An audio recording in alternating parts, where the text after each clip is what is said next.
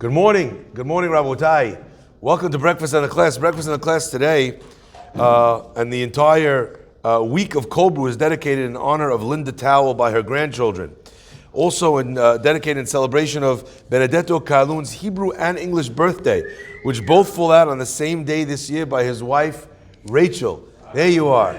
If I could just have a opportunity to buy a lottery ticket today with you, I'd really appreciate going 50-50 on that.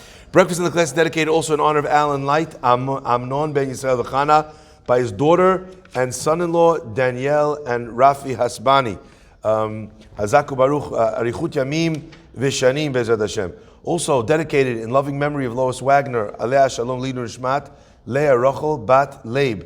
On her second Azkara, Yortzeit, sponsored by her children, Nancy and Robert. I understand that the Yortzeit is this week, so it should be a big zechut for her. Of course, a week of Breakfast in the Class dedicated loving memory of Naftali Gad, Lilu Nishma Naftali Ben Leah and Nisan Gad, from his amazing wife Shifra Gad, Ad Mea Ve'esrim, and his sons Michael and Joe, and his daughters Lily and Peggy. Finally, the week of Cold Brew is also dedicated by David E. Ash in honor of you and your substantial capacity of good today and every day. And of course, if you'd like to help support us by purchasing merch from Chazak and the Safra Synagogue, you can find it at capacityforgood.com. Hazaku Baruch. My friends, there's something very powerful about the story of Shemot that I'd like to share with you. We read about a very interesting moment, a moment in Moshe Rabbeinu's life. Moshe Rabbeinu, he has a very rocky life, as we started explaining yesterday. He's born into this house, the house of the Gadol, of the great rabbi, the great leader of the generation, whose name is Amram. His mother, her name is Yocheved. Someone found out only this morning that Yocheved was also Shifra, the midwife that saved all the baby boys by not killing them according to Paro's decree. Her son then gets found out, is going to get found out, so they put him in the river, and he's also saved as he flows down the river by Batia, the daughter of Paro. Brought to the house of Paro, sees the Egyptian man, kills him to save the Jewish man, and is forced to run, to flee the country in order to be able to not get killed for what he's done. In exile, Moshe Rabbeinu meets the daughter of Yitro, Tzipporah, and they are married. And Yitro and Moshe Rabbeinu is tending to the sheep of Yitro in the forest. And our rabbis tell us that one of the sheep ran away, and Moshe Rabbeinu chases this sheep all the way into the desert. And there, in the middle of the desert, suddenly he sees the most amazing sight, the sight of a bush that is burning but is not being consumed. That's what Moshe Rabbeinu sees. He turns to see this wondrous occurrence. Vayar Amonai kisar lirot, and God saw that Moshe turned to see, and he spoke to him from the burning bush, and he said, Moshe, Moshe. And Moshe says, Hineni, I'm present, I'm here, I'm ready, let's go. Moshe is told by God to approach, and he tells him something very interesting. Shal na'alecha me'al raglecha. Take your shoes off from on your feet. Ki adama, for the earth that you are standing on is admat kodesh. It is holy land.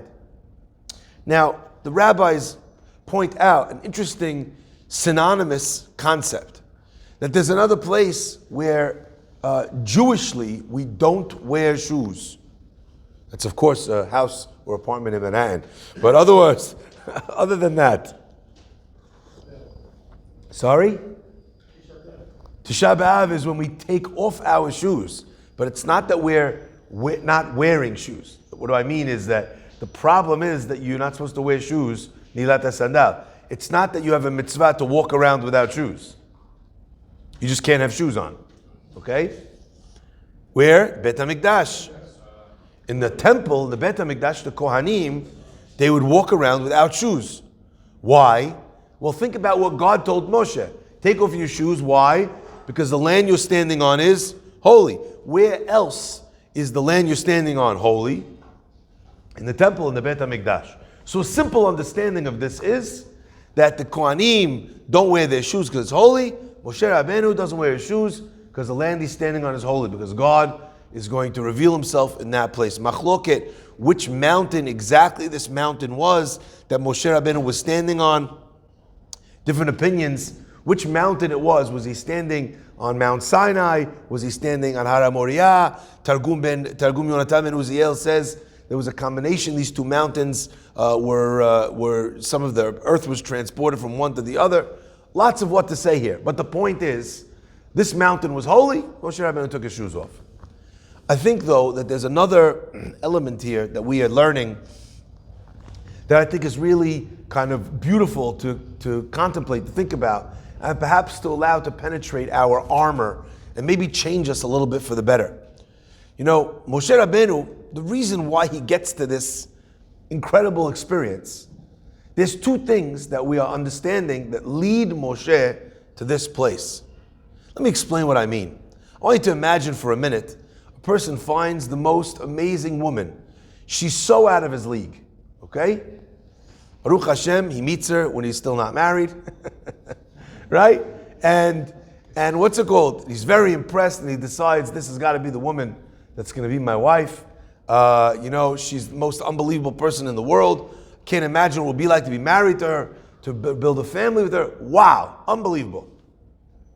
Now, she still has to agree to marry him. What gets a person to a place where someone out of their league is willing to accept them? I see some of your faces are saying, I don't know. I didn't marry someone that's out of my league. Other ones of you are looking around and are saying, Baruch Hashem, she married me. I'm married out of my league, but I don't know why she married me. I can see on your faces, by the way. Yeah, Ayani. You're all just lucky the camera's facing this way. Otherwise, half of you would be in big trouble. Okay. All of you would be in big trouble. All right. The answer is that there's something that you did, that you achieved, that you worked on, that you built, that actually, to this person, they respect that about you. They love that about you. So as an example, it might be that you have amazing midot.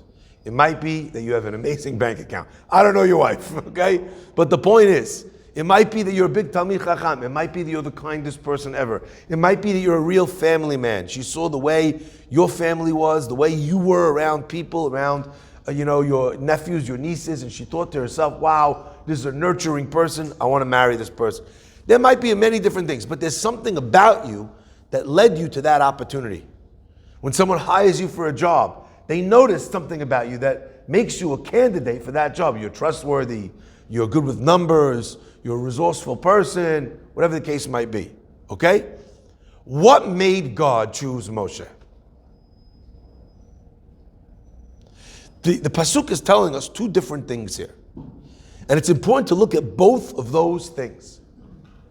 The first thing is, it tells us that Moshe Rabbeinu is on this wild goose chase.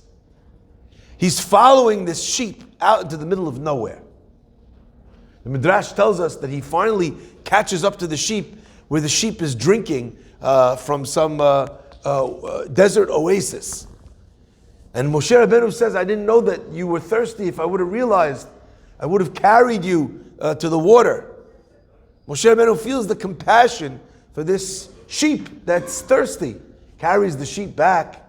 Beautiful, very humble, also very compassionate. We're seeing that about Moshe Rabbeinu. But it's not only that we're seeing about Moshe Rabbeinu. We're seeing something else. We're seeing that Moshe Rabbeinu is tending not to one sheep, but he's tending to a flock of sheep. And one sheep runs away. Now you have a choice. I see people here are much more experienced than me in this, but you ever see somebody who has a bad investment in their portfolio, and they're so busy trying to fix that one stray bad investment that they throw what they call good money after bad? They'll tax their other investments. They'll sell off other properties to be able to pour into this property, this is a bad investment. You lost the money, you made a bad decision, cut your losses. You'll make money on other things. But there's people who have a fixation. Sometimes it's their ego. The ego can't allow them to feel like they made a wrong decision. Sometimes they don't want it on their record. So they'll chase that bad investment with money from other investments that those are doing well. My friends, Moshe Rabbeinu seems to make a bad choice here. He's got a flock of sheep, lots of them, and then one runs away. You're running after the one sheep, what'd you do with the rest of them? And the answer our Chachamim give is something which I think is very beautiful. And this is what God saw in Moshe. God saw in Moshe that he had an understanding, and he realized that every flock is made up of one single sheep, plus another single sheep, plus another single sheep. If you have a leader, a rabbi, a CEO, who only takes care of the company, but doesn't invest any time in any of the individuals, because none of the individuals are worth it, then you know for sure that his investment in the company, in the mass, in the group, is disingenuous. He says he cares about everybody, but everybody is made up of everybody. What Moshe illustrated to HaKadosh Baruch Hu is this understanding that the mass is made up of individuals. And when he ran after the sheep and he had compassion, he wasn't angry. See what you made me do, I left the other sheep, da-da-da-da. You know, HaKadosh Baruch Hu says, this is my guy. But there's one more test that Moshe has to pass. Even after all of this. And it's quite clear in the Pasuk, for those that are paying attention, that this is a test. God conjures up this amazing miracle of a burning thorn bush that is not being consumed. Now we know God doesn't make miracles He doesn't need to make, correct? Any miracle Hashem doesn't need to make, He doesn't do miracles unnecessarily. Miracles happen only when they have to.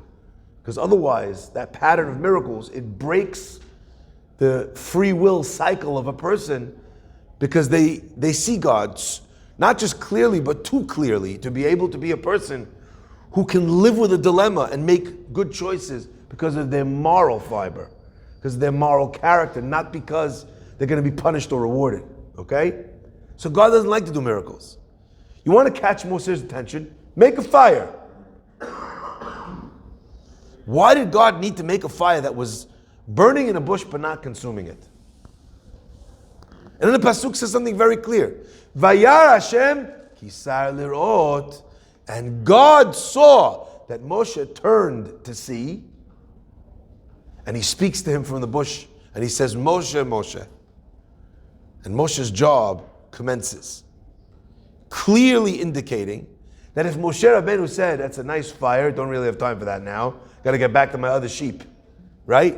Moshe would not have been chosen. And it's not just that Moshe would not have been chosen, it's that it would have been indicated that Moshe was not the one. Because the one, the chosen, he could not have run past this and not paid attention and not stopped. So I want to suggest something that I think is very beautiful, is very powerful, that emerges from this moment. And then we'll see how these two things that Moshe does lead him to this place.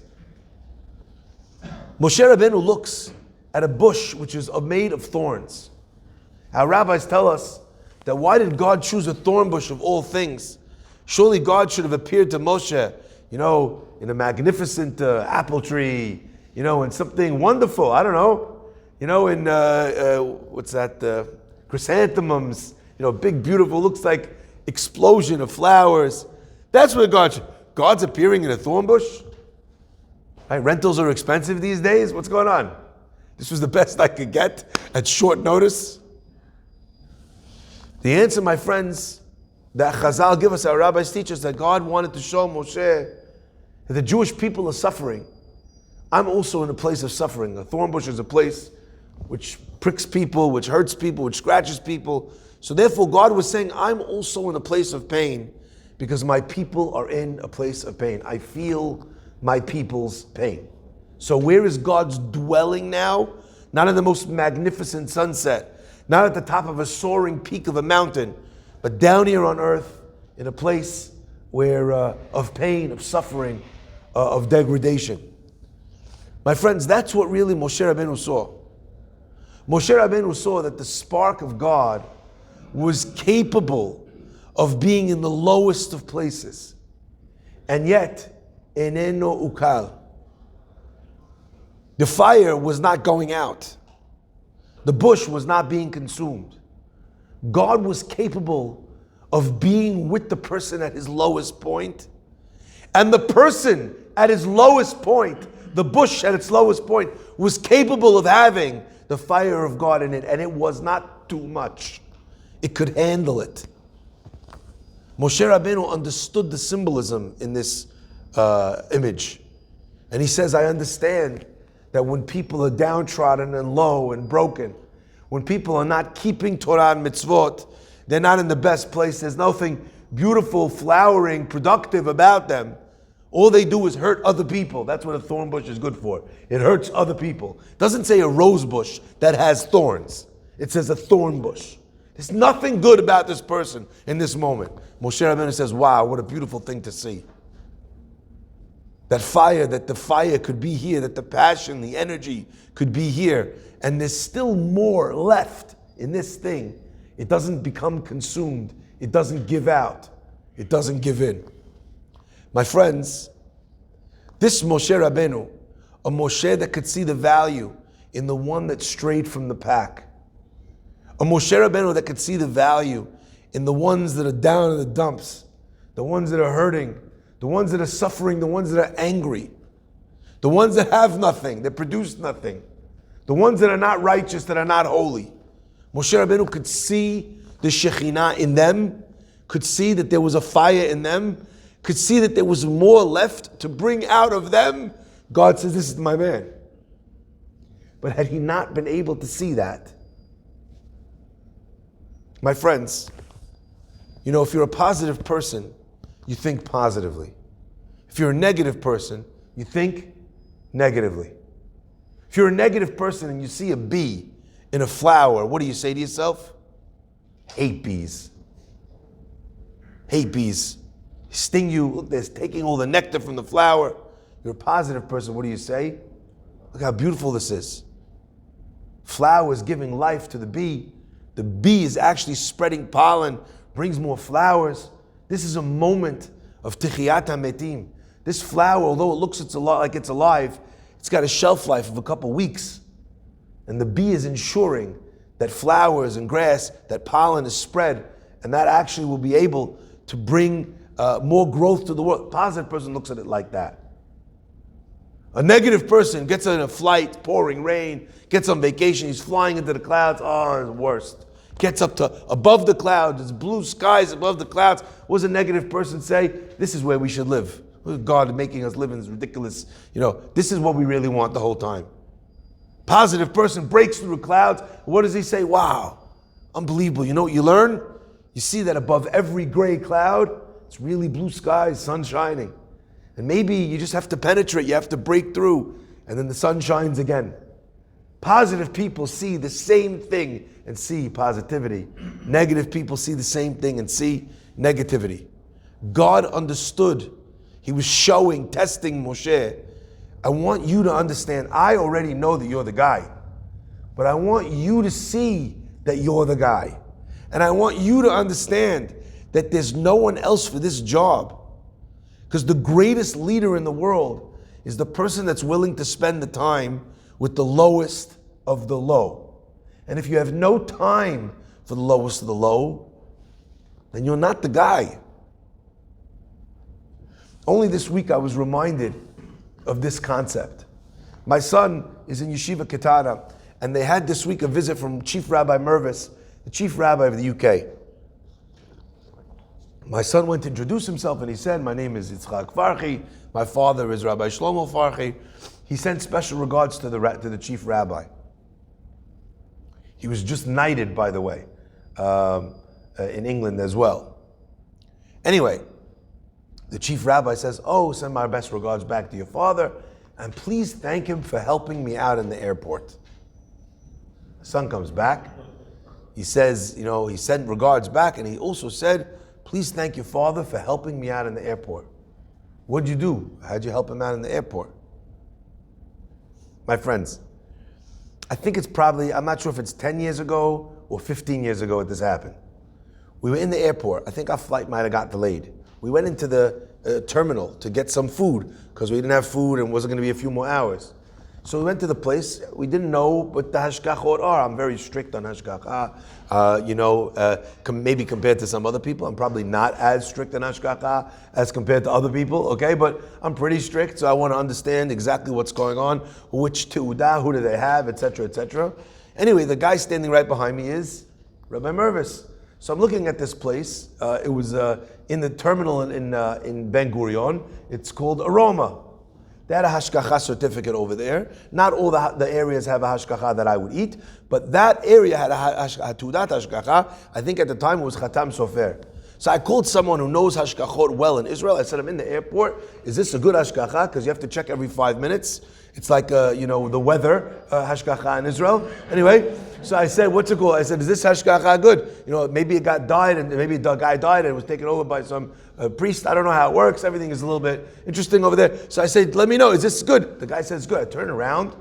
I say to the chief rabbi, he wasn't the chief rabbi then. I say to the chief rabbi, I say, yeah, it's fine. It's good. It's good hashgacha. Thank you very much. Order a sandwich. 15 or 10 years later, he remembers to thank me for helping him out in the airport. Who was I helping? I was helping myself. I was checking the hashgacha for me. And what did I do? I turned around to the guy behind me online and I told him, yeah, I just checked it out, it's good. 15 years later, he remembered to say thank you. Because great people, you know how they succeed? You know how they become great? Not by doing great things, by doing small things. Not by remembering great favors, but by remembering small favors. Not by treating great people with respect, but by treating small people with respect. And perhaps asking themselves, how do I ever even know the difference between who's a great person and who's a small person? Hashem should bless us to learn these lessons and incorporate them in our lives, to never give up hope on anyone, to treat everyone with the ultimate amount of respect, to recognize that there's always more in people's tank if we bring it out. And Be'ezrat Hashem, through this process, we will grow and we will help the ones around us grow as well. Baruch Adonai Le'olam.